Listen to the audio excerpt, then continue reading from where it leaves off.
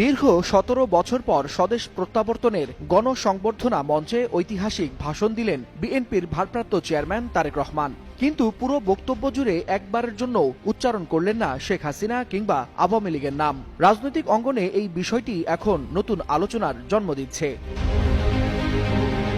মঞ্চে দাঁড়িয়ে তারেক রহমান কথা বলেছেন নারী, পুরুষ, শিশু, কিশোর, পাহাড়, সমতল সব মানুষের অধিকার নিয়ে। কথা বলেছেন ধর্ম, বর্ণ নির্বিশেষে ন্যায় বিচার ও নিরাপত্তার স্বপ্ন নিয়ে। তার ভাষণে স্থান পেয়েছে ১৯৭১ সালের মুক্তিযুদ্ধের শহীদ থেকে শুরু করে ৫ আগস্ট গণ অভ্যুত্থানে আত্মদানকারী, এমনকি জুলাই আন্দোলনের অগ্রনায়ক শরীফ ওসমান হাদির নামও। এসেছে দেশ পুনর্গঠনের বিভিন্ন পরিকল্পনার কথা। কিন্তু সমালোচনা, তিরস্কার বা কারো প্রতি ব্যক্তিগত আক্রমণ ছিল না কোথাও।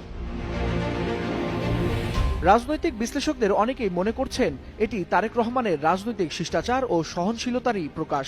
যে নেতার বক্তব্য একসময় সম্প্রচারে নিষেধাজ্ঞার মুখে পড়েছিল, সেই নেতা দীর্ঘ ১৭ বছর পর দেশে ফিরেই প্রতিপক্ষকে এড়িয়ে কথা বলেছেন মানুষের আশা, অধিকার ও ভবিষ্যৎ নিয়ে। ফলে সামাজিক যোগাযোগ মাধ্যমে বেশ প্রশংসায় ভাসছেন বিএনপির ভারপ্রাপ্ত চেয়ারম্যান তারেক রহমান। গণসংবর্ধনা মঞ্চে ঐতিহাসিক ভাষণে তারেক রহমান বলেন, বাংলাদেশের মানুষ কথা বলার অধিকার ফিরে পেতে চায়, গণতান্ত্রিক অধিকার ফিরে পেতে চায় যোগ্যতার ভিত্তিতে ন্যায্য প্রাপ্য।